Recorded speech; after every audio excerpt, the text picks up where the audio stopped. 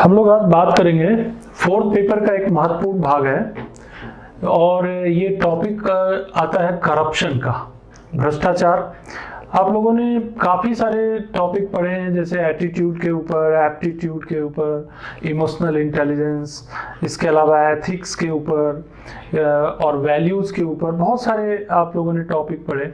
अब चूंकि प्रशासन का एक बहुत बड़ा हिस्सा जो है और बड़ी समस्या भी है वो है करप्शन की, तो हमारे सिलेबस में खासकर जो यूपीएससी और स्टेट पीएससी, एमपी पीएससी के सिलेबस में आप देखेंगे तो करप्शन का एक स्पेशल यूनिट है और इस यूनिट के अंतर्गत हमें बहुत सारी चीज़ें सीखने को मिलती हैं।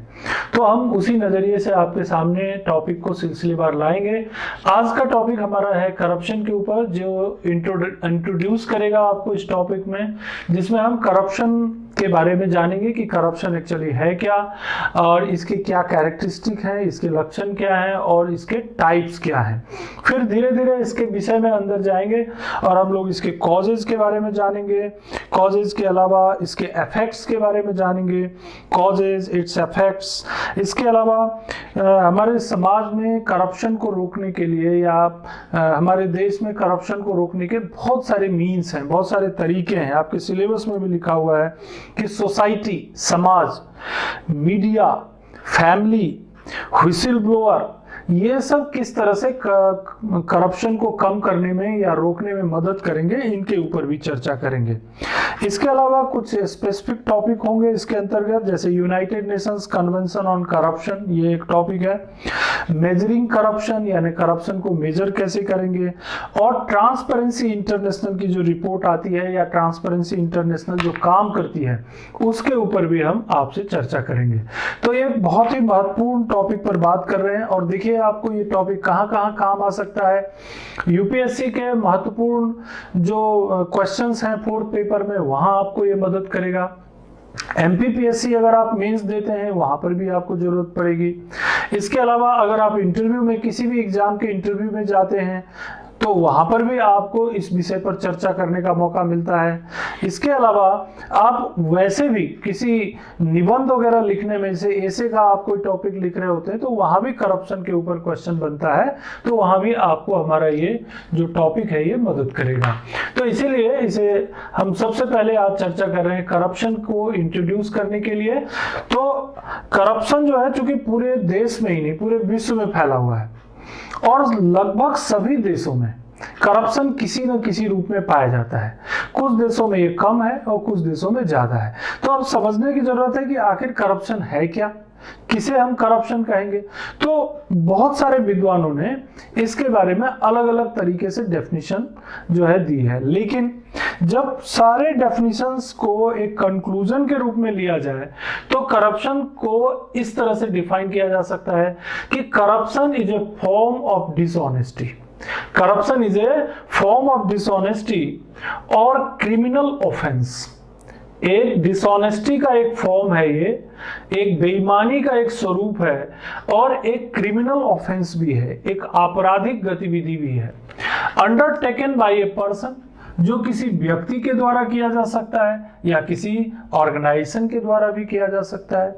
करप्शन क्या है कि is a form of dishonesty, is a criminal offense undertaken by a person or a organization entrusted with a position of authority, जिसे कुछ ताकत दी गई है, पावर दिया गया है, कुछ ऑथोरिटी दी गई है। to acquire, जिसे कुछ ऑथोरिटी दी गई है और वो जो भी काम कर रहे हैं वो इलिसिट यानी अवैधानिक तरीके से लाभ प्राप्त करने के लिए कर रहे हैं। टू एक्वायर इलिसिट बेनिफिट, मतलब वो व्यक्ति या वो संस्था अवैधानिक लाभ को प्राप्त करने की कोशिश कर रहा है या फिर abuse power of one's private gain, या फिर उसे जो पावर मिली हुई है, उसे जो सत्ता मिला हुआ है, उसे जो अथॉरिटी मिली हुई है, उससे वो निजी लाभ प्राप्त कर रहा है, प्राइवेट गेन प्राप्त करने की कोशिश कर रहा है। अब यहां पर थोड़ा आपको लग रहा होगा ये थोड़ा लंबा चौड़ा डेफिनेशन हो गया, थोड़ा शॉर्ट में हमको देखना है। देखिए आपको 2 लाइन में आप डेफिनेशन बता सकते हैं। Corruption as the abuse of entrusted power for private gain। क्या चीज हो गया ये? Corruption as the abuse of entrusted power. Entrusted power मतलब जो पावर आपको दिया गया है, जो आपको अथॉरिटी दी गई है, आप उस पावर, उस अथॉरिटी का दुरुपयोग करते हुए निजी लाभ के लिए काम करते हैं, करप्शन। निजी लाभ के लिए सौंपे गई शक्ति का दुरुपयोग किया जाना, यह डेफिनेशन ट्रांसपेरेंसी इंटरनेशनल का है। ट्रांसपेरेंसी इंटरनेशनल जो कि हर साल अपनी रिपोर्ट भी पब्लिश करते हैं, इसके ऊपर विस्तृत चर्चा होगी आने वाले कुछ क्लासेस में, है ना। आपको ये ध्यान रखना है कि एक ही दिन में सारी चीज नहीं कवर होगी, क्योंकि आप यूपीएससी की तैयारी कर रहे हैं या स्टेट पीएससी की तैयारी कर रहे हैं, तो आपको विस्तृत जानकारी रखनी होती है। और अगर आप ये सोचते होंगे कि सारा नोट्स हमको यहीं से मिल जाएगा, तो ये भी संभव नहीं होता। आखिर हमारा प्रयास ये है कि आपके काम को हम आसान कर सकें, आपके दिमाग पर या आपकी जो पढ़ाई की जो कठिनाई है उसे हम कम कर सकें। इन सब उद्देश्य से हम ये वीडियोस आप तक पहुंचाने की कोशिश करते हैं, लेकिन सारा नोट्स देना हमारे लिए संभव नहीं हो पाता है।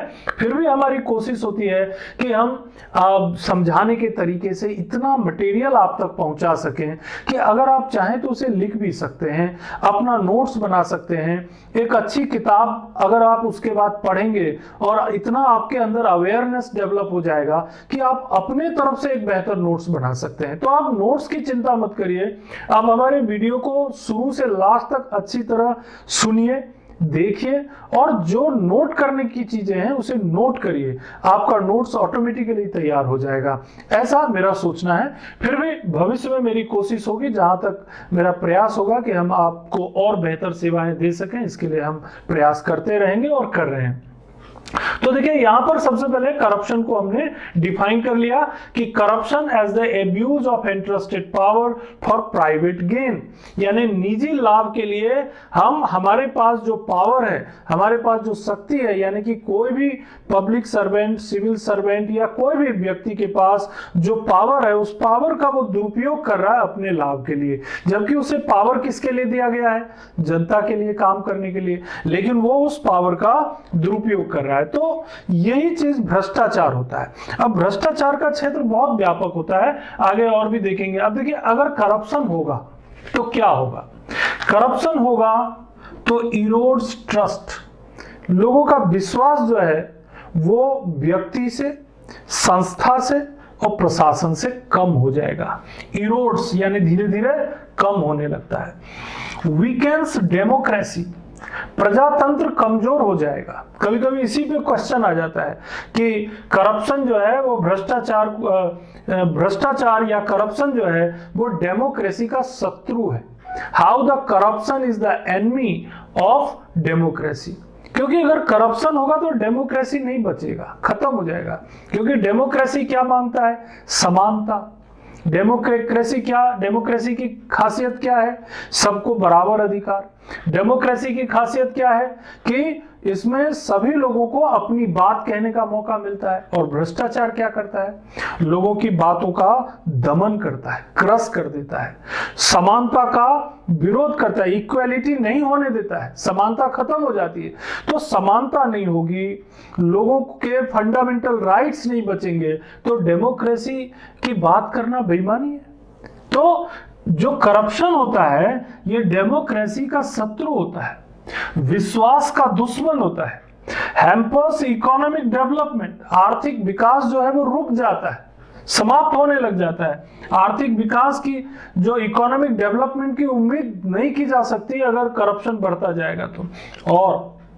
और क्या होता है? एग्जैजरबेट्स मतलब समस्या खड़ी कर देता है। किसके लिए समस्या खड़ी कर देता है? इनइक्वालिटी, असमानता की समस्या, पॉवर्टी, गरीबी की समस्या, सोशल डिवीजन, समाज में विभाजन उत्पन्न हो जाता है, डिवाइड हो जाता है समाज, है ना। और पर्यावरण के लिए भी संकट खड़ा हो जाता है। अगर करप्शन होगा तो पर्यावरण के लिए भी खतरा होगा।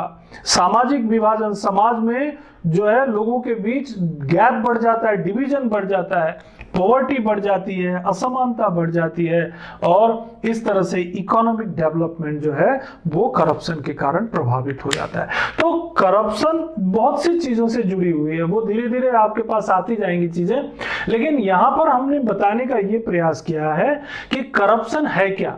तो करप्शन को डिफाइन करने के लिए आपको बताया गया कि corruption is a form of dishonesty और the criminal offence undertaken by a person organisation entrusted with a position of authority to acquire illicit benefit or abuse power। आप छोटे दो पंक्ति में इसे याद रखने के लिए कोशिश कर सकते हैं, corruption as the abuse of entrusted power for private gain. तो आसानी से आप इसे याद रखिए, निजी लाभ के लिए सौंपे गए शक्ति का दुरुपयोग। ट्रांसपेरेंसी इंटरनेशनल ये बात कही है। करप्शन से होता क्या है वो भी मैंने आपको बताया, ट्रस्ट कम हो जाएगा, डेमोक्रेसी कमजोर हो जाएगा, समाज में इनइक्वालिटी बढ़ जाएगा, गरीबी बढ़ जाएगा, सोशल डिवीजन, समाज में लोगों के बीच गैप बढ़ता चला जाएगा, और पर्यावरण के लिए भी खतरा पैदा हो जाएगा।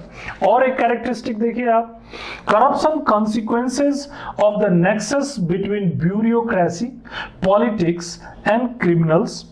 ठीक, क्या किन किन चीजों से करप्शन आखिर डेवलप, परिणाम किस चीज का है, ये सब चीजें आप पेपर में रोजमर्रा की जिंदगी में आप देख रहे होंगे, और मैं आगे जब टाइप्स बताऊंगा तो और आपको पता चल जाएगा।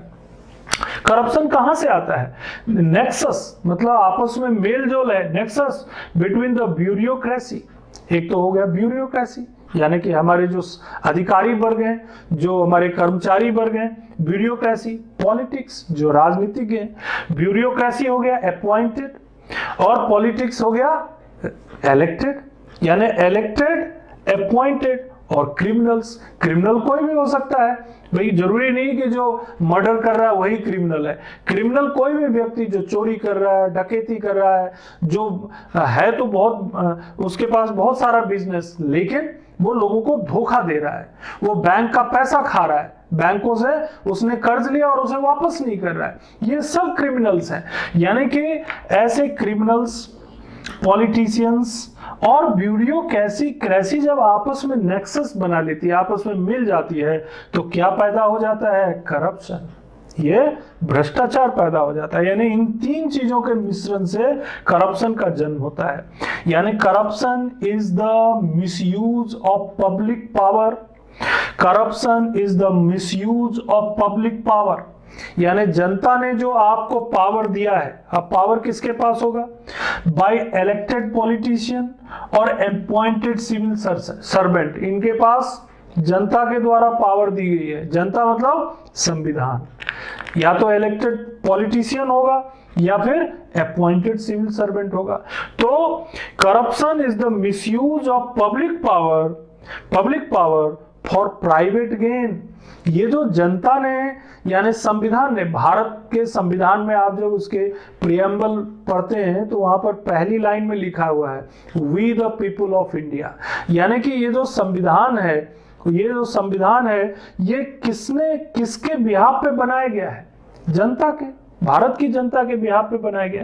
तो जब भारत की जनता के बिहाफ पे बनाया गया और उसी संविधान के दायरे में रहते हुए पॉलिटिशियंस को भी काम करना है, यानी जो हमारे केंद्र सरकार के मंत्री हैं, प्रधानमंत्री से लेकर के उनका जो पूरा कैबिनेट है ना, और जो हमारे राज्यों में जो कैबिनेट है, मुख्यमंत्री से लेकर के सारे लोग, इनको आखिर काम संविधान के दायरे में करना है। और चूंकि ये तो लेजिस्लेटिव हो गए, लेजिस्लेटिव एंड एग्जीक्यूटिव है ना, जनता ने चुन के जिन्हें भेजा वो हो गए लेजिस्लेटिव, जिन्हें काम करना है उसमें दो काम करने वाले यानी इंप्लीमेंट करने वाले दो लोग हैं, एक पॉलिटिकल एग्जीक्यूटिव और एक एडमिनिस्ट्रेटिव एग्जीक्यूटिव।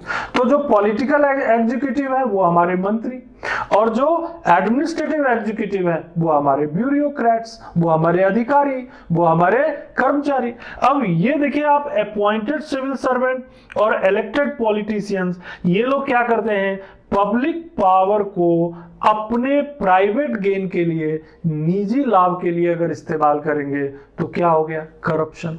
तो देखिए करप्शन का दायरा बहुत बड़ा हो जाता है। लेकिन यहां पर जब हम करप्शन की बात कर रहे हैं तो यहाँ पब्लिक पावर से संबंधित चर्चा कर रहे हैं, यानी पब्लिक पावर यानी कि संविधान के तहत जो अधिकारियों और जो राजनीतिज्ञों को जो सत्ता मिली है, अगर वो उस सत्ता का उपयोग जनता के हित में या संविधान के दायरे में काम करने के बजाय खुद के हित के लिए करने लग गए तो ये करप्शन हो जाएगा। इस तरह से करप्शन को हम अलग अलग तरीकों से डिफाइन करते हैं। और भी कुछ चीज देखिए आप, corruption is misuse of interested power by heritage. Corruption is misuse of entrusted power. Entrusted power यानी लोगों को पावर कैसे मिला है, how they have got the power. Corruption is misuse of entrusted power by heritage, यानी कि उनको कोई हेरिटेज से मिला है, यानी कि उनको कहीं ना कहीं विरासत में मिली है उनको। एजुकेशन, अगर उनके पास शिक्षा ज्यादा है, पढ़े लिखे हैं, फिर वो उससे भी पावर आ जाता है। मैरिज, अगर किसी ऐसी फैमिली में शादी हुई जो बड़ा परिवार है जिसके पास पहले से ही सत्ता है, मैरिज से भी कई बार पावर आ जाता है। इलेक्शन, चुनाव जीत के गए आप, इलेक्शन से पावर आ गया। अपॉइंटमेंट, आप यूपीएससी से सेलेक्ट होके गए, है ना, नियुक्त हुए आप, उससे भी पावर आ जाता है।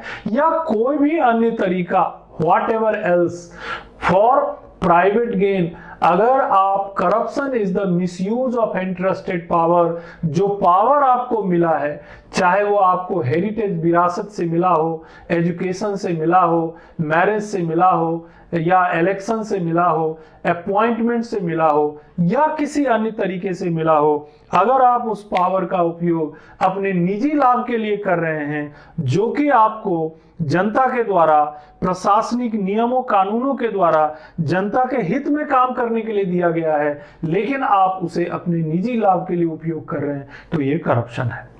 तो करप्शन को डिफाइन आप लोगों ने अभी तक किया। अब हम लोग देखेंगे कि भाई ये करप्शन जो है, ये भारत में इसकी स्थिति क्या है। बहुत ही खराब स्थिति, आप जानते हैं भारत में जो करप्शन है वो हर स्तर पर है, एवरीवेयर। कोई फील्ड नहीं है जहां पर करप्शन ना होता हो। बहुत कम सेक्टर्स हैं जो करप्शन से बचे हुए हैं, है ना। कोई भी एरिया में चले जाइए आप, चाहे वो भूमि लैंड का डील हो, कोई जमीन खरीदना हो, बेचना हो, है ना, सब जगहों पर बहुत सारे आंकड़े आते रहते हैं। मतलब भारत में जितने लैंड डील होते हैं, जितने जमीन खरीदे बेचे जाते हैं, रजिस्ट्री होती है, उन सब में उसमें से लगभग 38 से 40% जो है वो करप्शन के ही डील होते हैं, यानी उन सब में भ्रष्टाचार पाया जाता है। वैसे ये आंकड़े जो है बहुत कम है, ये आंकड़े बढ़ के तो 80-90% तक चला जाएगा, लेकिन जो सर्वे करने वाली संस्थाएं हैं उन्हें भी सारी चीजें पता नहीं चल पाती हैं। तो फिर भी इन्होंने बताया कि भाई 38 से 40% जो है ये लैंड डील्स में। और देखिए आप, ये जो गवर्नमेंट ऑफिशियल्स हैं, पॉलिटिशियंस हैं, जुडिशियल ऑफिसर्स हैं, रियल एस्टेट में काम करने वाले लोग हैं, इन सब जगहों पे भ्रष्टाचार पाया जाता है। कोई भी एरिया बचेगा नहीं, चाहे वो कोई भी क्षेत्र हो, जहां भी, चाहे पुलिस का डिपार्टमेंट हो, चाहे वो सामान्य प्रशासन विभाग हो, हर जगह कहीं ना कहीं, कहीं रिक्रूटमेंट के नाम पर, कहीं ट्रैफिक के नाम पर, कहीं लाइसेंस देने के नाम पर, कहीं अब रोड ट्रांसपोर्ट जो होता है, सड़क परिवहन, उसमें भी बहुत ज्यादा करप्शन होता है ना। कि सड़क, आपने देखा होगा चेक पोस्ट पर ट्रक जा रहा है, रुके हुए हैं, लंबी कतारें लगी हुई है। क्यों? क्योंकि भाई ट्रक में ज्यादा माल भरा हुआ है। कभी ये करप्शन होता है कि भाई तुम्हारे ट्रक में जो माल भरा है उसका तुम्हारे पास बिल नहीं है, रसीद नहीं है। तो कहने का मतलब हर जगह आप गाड़ी ड्राइविंग लाइसेंस के लिए जाते हैं, वहां पर भी आपको कुछ ना कुछ जो है स्पीड मनी देना पड़ता है। तो पार्लियामेंट से लेकर के, अब देखिए ये पार्लियामेंट का एक आंकड़ा है, लगभग 31% member of parliament have the criminal cases. 31%, यानी 100 में से लगभग 31% हमारे पार्लियामेंट के मेंबर हैं जिनके ऊपर क्रिमिनल केसेस चल रहे हैं, आपराधिक प्रकरण चल रहे हैं। ये भी आंकड़े भी कम है, बढ़ जाएंगे। मैंने ये आंकड़े केवल आपको उदाहरण के लिए बताए हैं, न ही किसी को इससे प्रभावित करने के लिए, केवल ये समझने के लिए कि आप कहीं भी भारत में किसी भी फील्ड में जाते हैं तो वहां पर आपको करप्शन का सामना करना पड़ता है। अब यही चीज जो है फिर समाज में इसका असर पड़ता है। समाज में आप फिल्म देखते हैं मजे से, जॉली LLB देखते हैं, है ना, करप्शन पे आधारित फिल्म है। आप देखिए नायक, आपने देखा अनिल कपूर की पिक्चर है ना, अनिल कपूर की, तो ये उसमें क्या है, ये भ्रष्टाचार पर आधारित पिक्चर है। और देखिए आप गंगा जल, है ना, ये भी एक बहुत ही कई राज्यों में जो है बहुत ज्यादा अपराध होते हैं, अपराध क्राइम, और वो क्राइम जो है वो पॉलिटिक्स से मिले रहते हैं। और भी कई फिल्में हैं, जैसे एक पिक्चर आई थी मनोज बाजपेयी जी की शूल, है ना, उसमें पुलिस अधिकारी थे और पॉलिटिशियंस जो है वो मिले हुए थे और उनको जो है परेशान करते थे। तो कई जगहों पर ये सब घटनाएं जो है आपको देखने को मिलती हैं। और आप बहुत सारे पिक्चर आप देख सकते हैं, गब्बर इज बैक, है ना, ये भी एक पिक्चर है। व्हाई चीट इंडिया, ये एजुकेशन के सेक्टर में जो बहुत ज्यादा करप्शन है उसको ये बताता है। और भी न जाने कितनी फिल्में हैं भारत में जो करप्शन पर आधारित है, जो यही बताने का प्रयास करते हैं कि हमारे देश में करप्शन किस कदर चारों तरफ फैला हुआ है और हम लोग उस बीच में जी रहे हैं। तो अभी हमने देखा कि बहुत सारी ऐसी फिल्में जो हमारे देश में भ्रष्टाचार के जो दायरे हैं, जो उसके अलग अलग स्वरूप हैं, उसे प्रदर्शित करने के लिए बनाए जाते हैं और हम लोग उसे, उन फिल्मों को देखते भी हैं। लेकिन भ्रष्टाचार जो है ये यहीं तक समाप्त नहीं होता। भ्रष्टाचार बेसिकली बहुत विस्तृत रूप में फैला हुआ है और इसके जब टाइप्स में जाएंगे आप, डिफरेंट फॉर्म्स ऑफ करप्शन में, तो आपको पता चलेगा कि हर जगह हर स्टेप में करप्शन है। जैसे देखिए यहाँ पर it's different form of corruption में एक है एसेट रिकवरी। मैंने ये फॉर्म्स बनाए हैं अलग अलग टाइप के, तो आप इसे कोशिश करेंगे समझने की कि क्या है। वैसे अलग से कोई ऐसे स्पेसिफिक टाइप करप्शन के ऐसे 4-5 नाम आप सोचेंगे कि बन जाए, ऐसा नहीं है। जहां पर जो करप्शन पाया जाता है वही उसका फॉर्म या टाइप हो जाता है। तो मैंने कुछ अलग अलग सेक्टर ऐसे ढूंढे हैं। जैसे देखिए एसेट रिकवरी। एसेट रिकवरी का मतलब क्या हुआ कि कई लोगों ने भ्रष्टाचार के तरीके से एसेट बना लिया है, बहुत सारे मकान खरीद लिए, बहुत सारी जमीनें खरीद ली, बहुत सारा पैसा जमा कर लिया, सोना खरीद लिया। अब वो मान लीजिए उसकी रिकवरी होनी है, उसको सरकार जो है उसने पकड़ लिया, कोर्ट ने बोला इनसे रिकवर करो। अब उस रिकवरी में भी भ्रष्टाचार होता है। पहले तो भ्रष्टाचार अधिकारी ने किया, अब वो डील होती है कि भाई वो जो अधिकारी रहते हैं जो जिनको रिकवर करना है उससे, वो उससे डील करते हैं कि भाई ये चीज है, आप इतना देने के बजाय इतना दे दीजिए, इतना हिस्सा मुझे मिल जाए। तो ये क्या हो गया, एसेट रिकवरी करप्शन, ये एक टाइप हो गया। ऑडिट हमारे देश में बहुत महत्वपूर्ण विभाग है। अब देखिए इसमें भी करप्शन होता है। वो ऑडिट में क्या होता है, जिस विभाग का ऑडिट होगा, मान लीजिए वहां पर पहले से कोई करप्शन हो रहा है, अब विभाग के अधिकारी क्या करेंगे, उस ऑडिटर से मिल जाएंगे और बोलेंगे आप भी थोड़ा फायदा ले लीजिए, है ना। और ऑडिटर अगर करप्ट हुआ तो उसको फायदा मिल जाएगा और उस विभाग की जो कमियां हैं, उस विभाग में जो गड़बड़ हुए पता ही नहीं चलेगा। तो ये भी एक करप्शन का स्वरूप हो जाता है। प्रॉफिट शिफ्टिंग, ये कॉर्पोरेट सेक्टर में बहुत ज्यादा होता है। प्रॉफिट शिफ्टिंग क्या होता है, प्रॉफिट शिफ्टिंग में कि भाई मान लीजिए कोई प्राइवेट कंपनी है, निजी कंपनी, उद्योग है, कॉर्पोरेट, अब उन्होंने हमारे देश में फायदा कमाया, लाभ कमाया। अब वो क्या करेंगे, अब जो फायदा उन्हें यहां पर उन्होंने कमाया उससे उनको टैक्स की चोरी करना है, टैक्स इवेशन, यानी कि उन्हें कम से कम टैक्स देना है। अब वो क्या करेंगे कि वो ये शो करेंगे कि ये प्रॉफिट जो है हमने यहां नहीं कमाया या हमारी इस कंपनी ने नहीं कमाया, वो किसी दूसरे देश की जो उनकी सेल कंपनी होती, छोटी कंपनी होती है ना, उसने कमाया। अब इसमें क्या होता है, कई अधिकारी जो होते हैं जो इन मामलों की देखभाल करते हैं, देखते हैं, टैक्स के अधिकारी, वो इनसे मिल जाते हैं और जो लाभ हमारे देश को मिलना चाहिए टैक्स के रूप में, वो लाभ नहीं मिल पाया। ये हो गया प्रॉफिट शिफ्टिंग, यानी वो प्रॉफिट दिखाया ही नहीं कंपनी ने प्रॉफिट नहीं दिखाया। उसने दिखाया, अगर उसके 10 करोड़ का प्रॉफिट हुआ तो उसने 2 करोड़ का प्रॉफिट दिखाया, यानी 8 करोड़ पर जो उसे टैक्स देना चाहिए था उसने दिया ही नहीं। क्या हो गया, देश को नुकसान हो गया। हमारे कंसोलिडेटेड फंड में जो पैसा जाना चाहिए था, टैक्स रेवेन्यू जो मिलना चाहिए था, नहीं मिल पाया। ये भी एक करप्शन है। करप्शन केवल वो नहीं है कि जब आप जाते हैं बर्थ सर्टिफिकेट बनवाने के लिए और 200, 100, 200, 500 रुपए खर्च करते हैं, जब आप जाति प्रमाण पत्र बनाने के लिए देते हैं, जब आप किसी स्कूल में, कॉलेज में एडमिशन लेने के लिए जो है डोनेशन देते हैं, केवल यहीं तक करप्शन नहीं है। या मान लीजिए किसी इंटरव्यू के दौरान जो है इंटरव्यू बोर्ड जो है आपसे कोई लाभ लेने की कोशिश करता है, आपसे कोई फायदा लेने की कोशिश करता है, कोई भी कहीं भी किसी भी इंटरव्यू के दौरान, तो केवल वही करप्शन नहीं है। करप्शन के बहुत सारे स्वरूप हैं, ये तो है ही करप्शन। और वो भी ये जो छोटे मोटे करप्शन होते हैं ना, उसका भी एक अलग नाम है, उसको बोलते हैं पेटी करप्शन। जो ये छोटे मोटे करप्शन होते हैं उसको पेटी करप्शन बोलते हैं, क्षुद्र भ्रष्टाचार, दैट इज कॉल्ड पेटी करप्शन, यानी कि क्षुद्र भ्रष्टाचार, छोटे छोटे करप्शन। कहीं कोई काम कराना है, 500 रुपए दे दो। कोई अधिकारी से मिलना है, वहां पर बैठा हुआ कोई व्यक्ति है, उसे 200 रुपए दे दो। है ना कि किसी भी क्षेत्र में आप जहां भी, नगर निगम में आपको अपना मकान का नक्शा पास करवाना है, 5000 रुपए दे दो। इस तरह से जहां पर एक तरफ वो विभाग और के अधिकारी और कर्मचारी जो है छोटे छोटे अमाउंट लेके करप्शन करते हैं, वहीं जो काम कर रहे हैं, यानी जिनको सेवा चाहिए, वो भी उस करप्शन में भागीदार हो जाते हैं। तो दोनों तरफ से जो करप्शन के रूप में पैसा ले रहा है वो भी करप्टेड है, और जो दे रहा है वो भी उस करप्शन में भागीदार है, कोई कम कोई ज्यादा, लेकिन है ये सब करप्शन के स्वरूप। तो आपने यहां देखा, एक तो एसेट रिकवरी में हो गया करप्शन, ऑडिट के दौरान हो गया करप्शन, प्रॉफिट शिफ्टिंग के रूप में हो गया करप्शन, एक्सटॉर्शन मतलब होता है जबरन वसूली। एक्सटॉर्शन मतलब जबरन वसूली। इसका मतलब क्या हुआ कि कोई भी अधिकारी है और वो उसको जो है चेक पोस्ट पर ड्यूटी लगी है।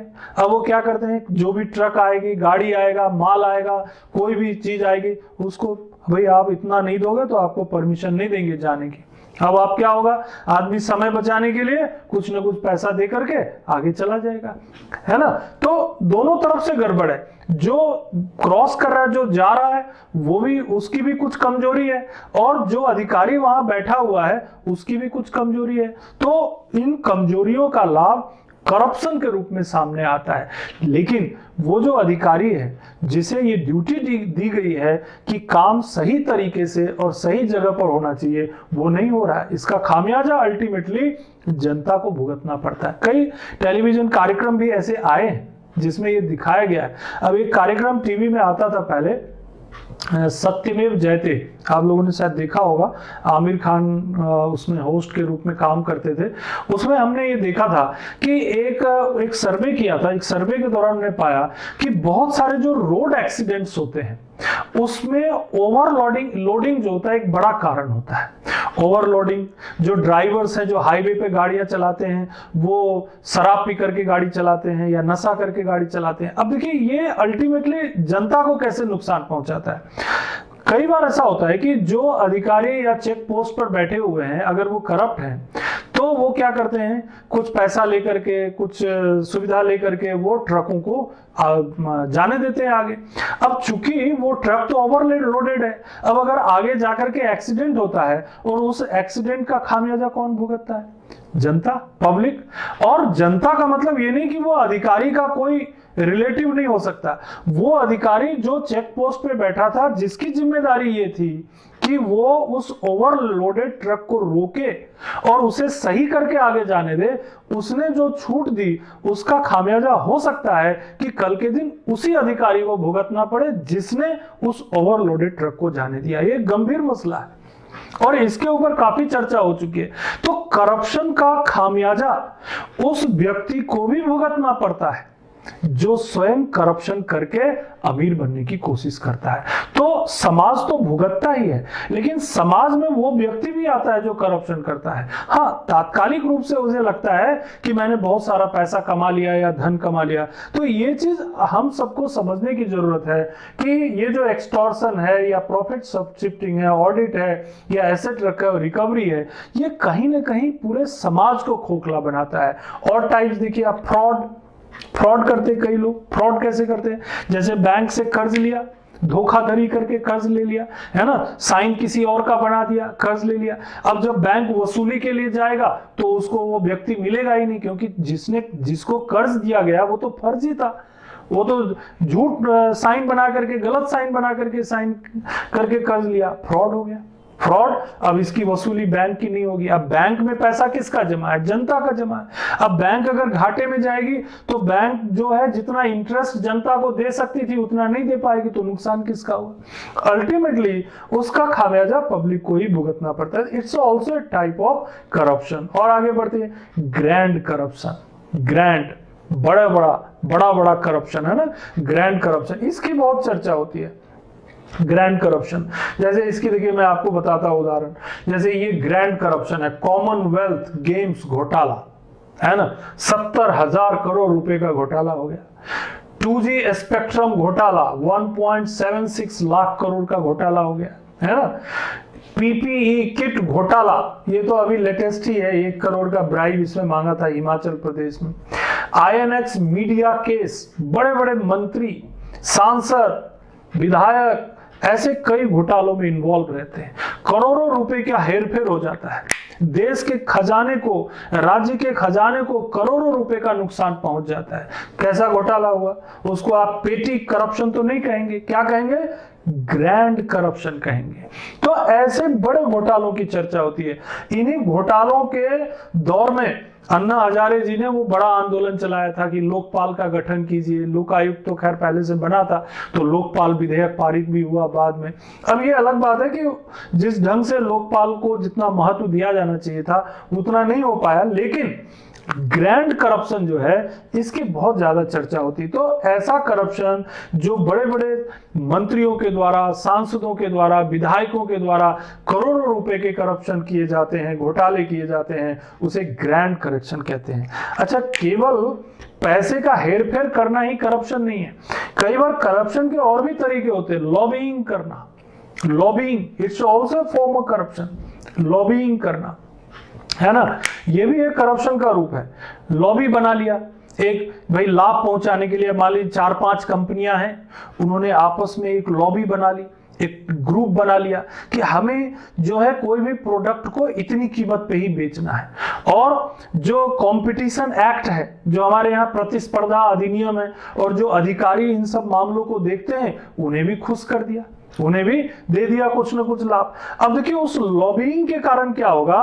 वस्तुओं की गुणवत्ता और कीमतें, इसके लिए समझौता हो जाएगा। और जनता को, बेचारी जनता को तो पता होता नहीं कि ऊपर क्या चल रहा है। अब जो प्रोडक्ट वो खरीद रहे हैं उसकी कीमत वो कई गुना अदा कर रहे हैं, यानी 10 रुपए की चीज की कीमत वो 100 रुपए में खरीद रहे हैं। क्यों? क्योंकि लॉबिंग है, सब मिलजुल करके जनता को लूट रहे हैं। तो lobbying is also a form. अब ये जिम्मेदारी किसकी है? उन संस्थाओं की है जिनको इन कंपनियों, इन उद्योगों पर नियंत्रण करने की जिम्मेदारी है।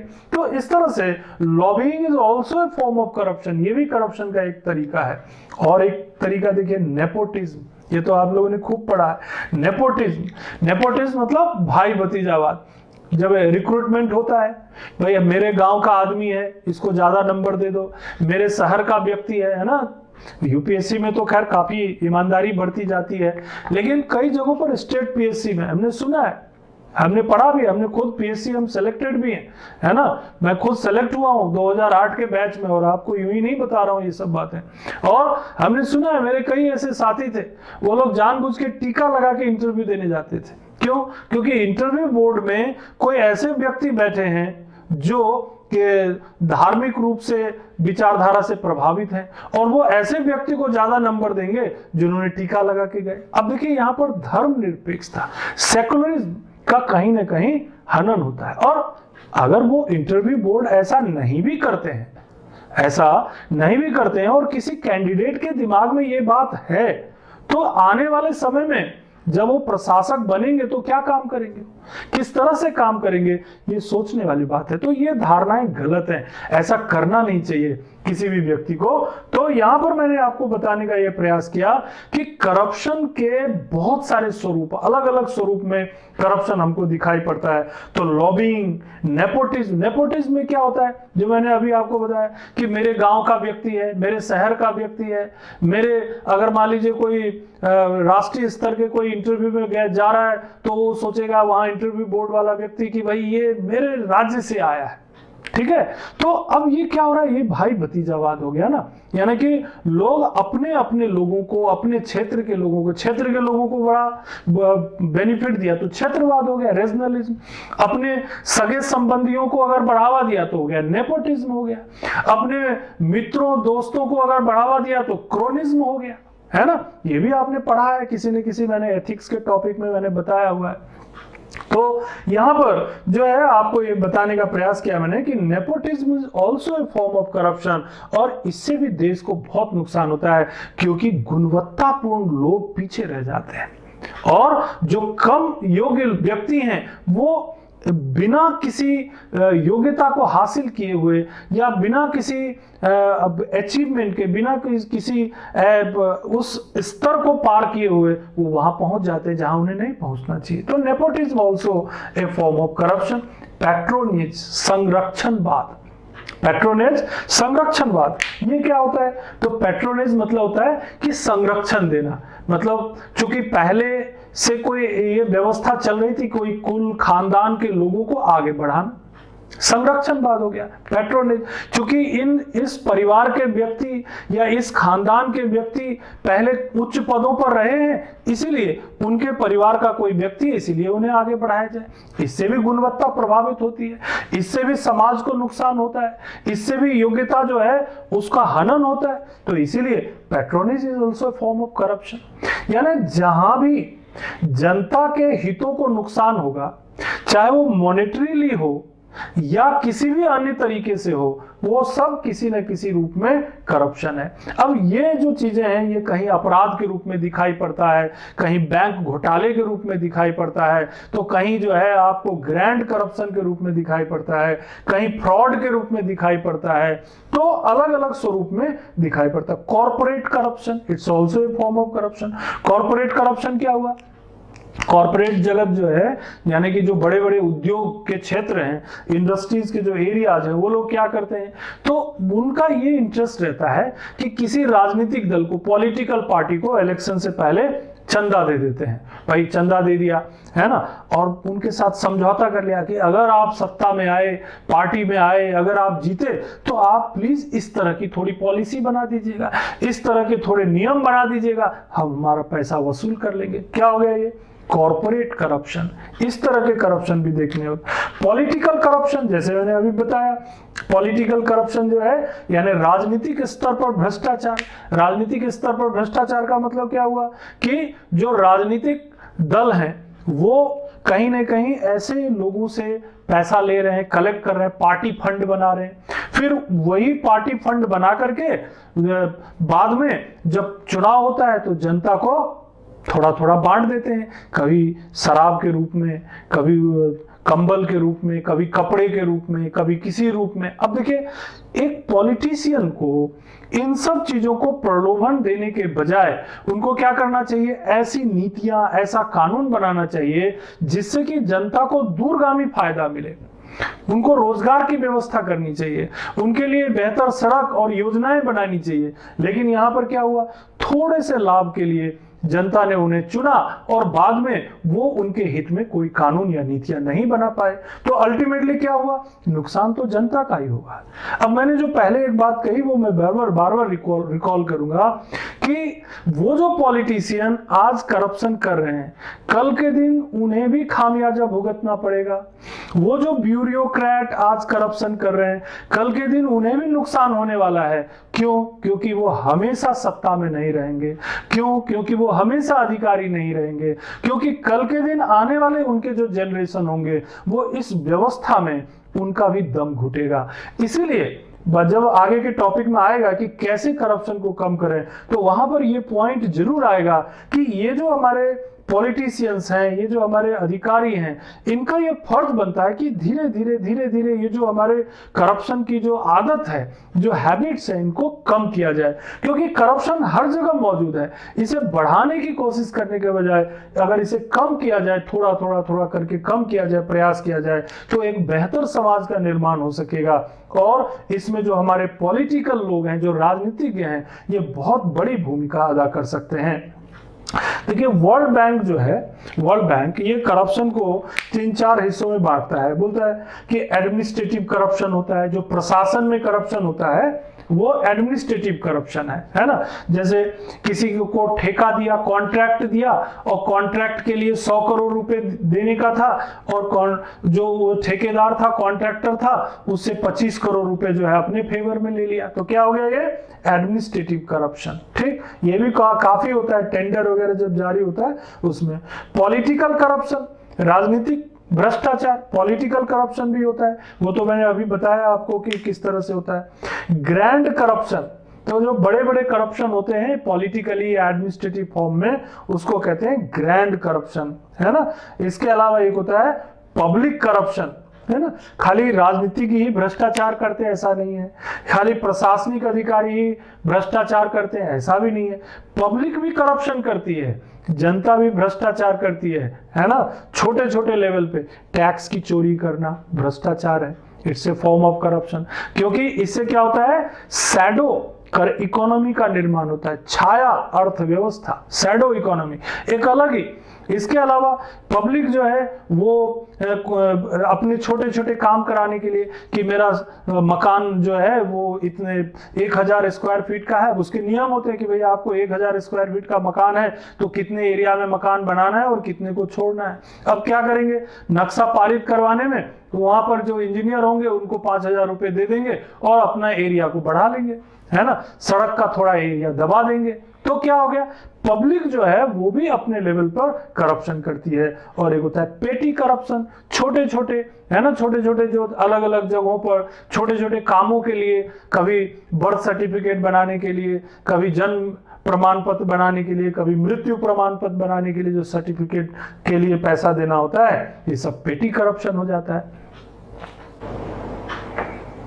इस तरह से करप्शन को आपने देखा यहाँ पर कि वर्ल्ड बैंक ने भी अपने तरीके से करप्शन के टाइप्स बताए, administrative, political, grand, public corruption and पेटी करप्शन।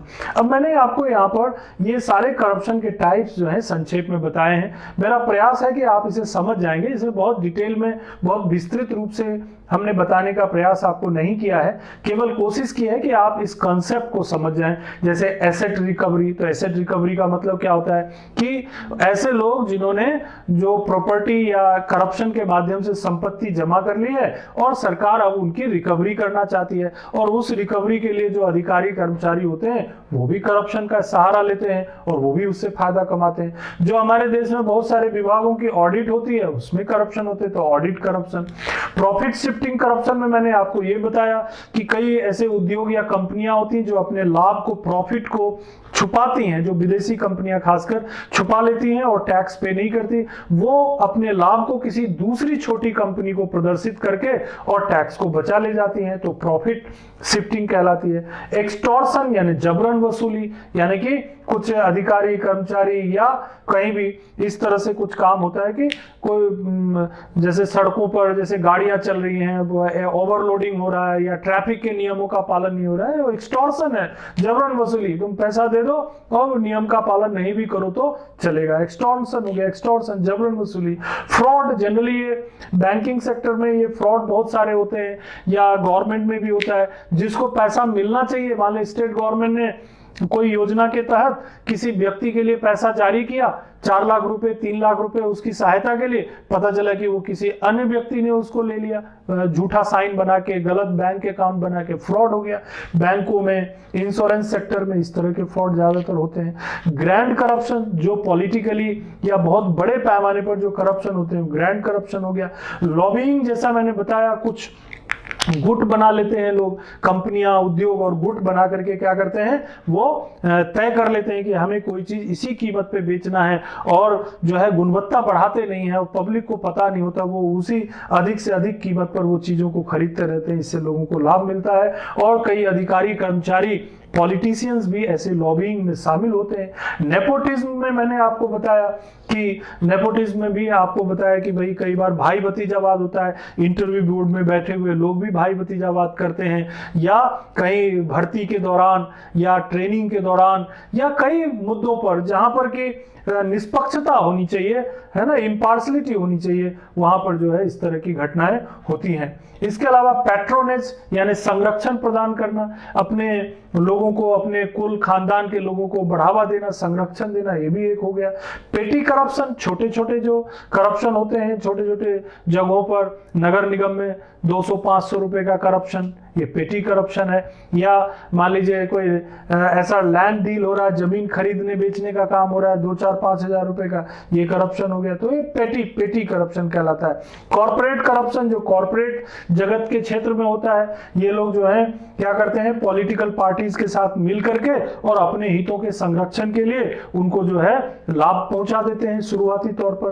पॉलिटिकल करप्शन के बारे में भी हमने आपको बताया। इसके अलावा एडमिनिस्ट्रेटिव करप्शन है ना, ये भी जो है करप्शन के अलग अलग प्रकार आपने यहाँ पर देखे। हाँ, वर्ल्ड बैंक ने जो करप्शन के प्रकार बताए थे उसमें administrative corruption, political corruption, grand corruption, public corruption और पेटी करप्शन जो है महत्वपूर्ण है। तो इस तरह से आपको यहां पर जानकारी मिल जाती है कि करप्शन को डिफाइन कैसे करेंगे, नंबर 1। दूसरी चीज, करप्शन जो है इसके कौन कौन से प्रकार हैं। नंबर 3, करप्शन के हमारे देश में क्या स्थिति है, देख रहे हैं आप, फिल्में हैं, बड़े बड़े घोटाले हैं, है ना, ये जो है सब करप्शन के उदाहरण के रूप में आप इस्तेमाल कर सकते हैं। और करप्शन का जो बेसिक टर्म है, जो शब्द आप देखेंगे, तो करप्शन जो शब्द है ये लैटिन शब्द करप्टस से बना है, और करप्टस का एक्चुअली मतलब ही होता है डिस्ट्रॉय।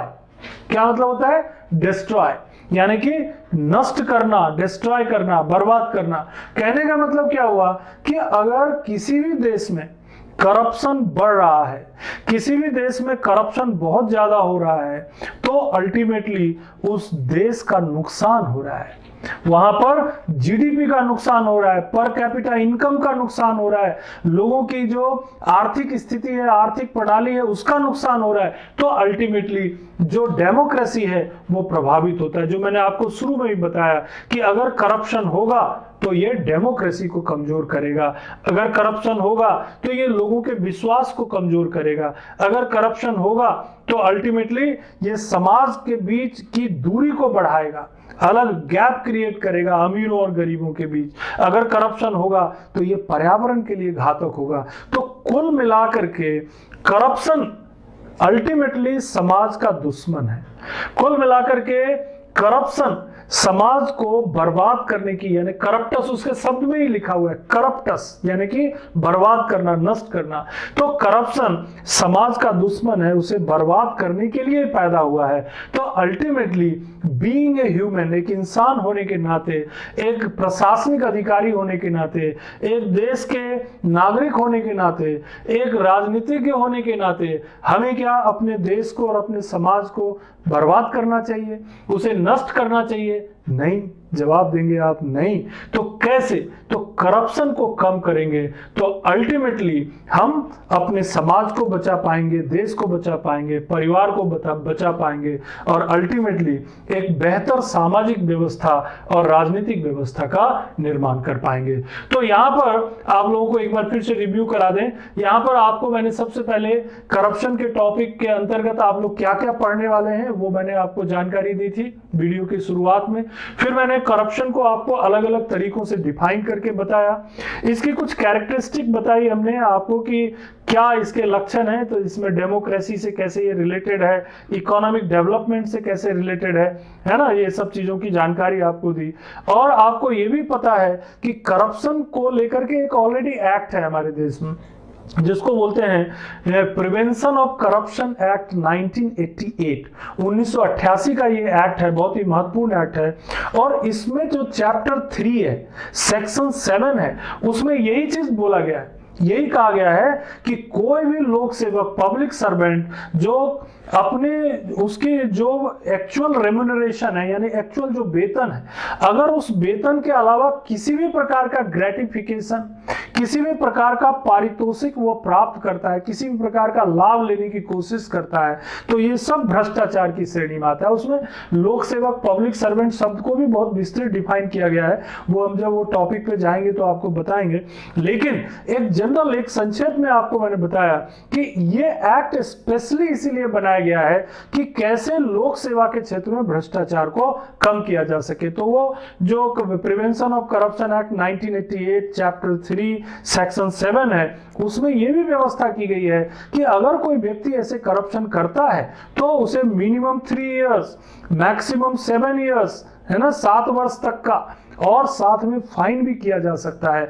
और बाकी तो और भी अगर गंभीर अपराध करता है, रिपीट करता है, वो सब बहुत सी चीजें हैं, तो उस पर चर्चा होगी आने वाले टॉपिक में। यहां पर इस संदर्भ में हमने बात की है कि अगर हमें करप्शन को डिफाइन करना है तो डिफाइन करने के देखिए कितने सारे हमारे पास तरीके हैं। अगर आपको एकदम संक्षेप में याद रखना है तो आप इतना याद रखिए, corruption as the abuse of entrusted power for private gain, है ना, private gain. Corruption as the abuse of entrusted power for private gain, यानी निजी लाभ के लिए सौंपे गए, निजी लाभ के लिए सौंपे गए शक्ति का दुरुपयोग, है ना। बहुत ही छोटी डेफिनेशन ट्रांसपेरेंसी इंटरनेशनल की है, इसे आप ध्यान रखिए और इसका आप परीक्षा में इस्तेमाल करिए।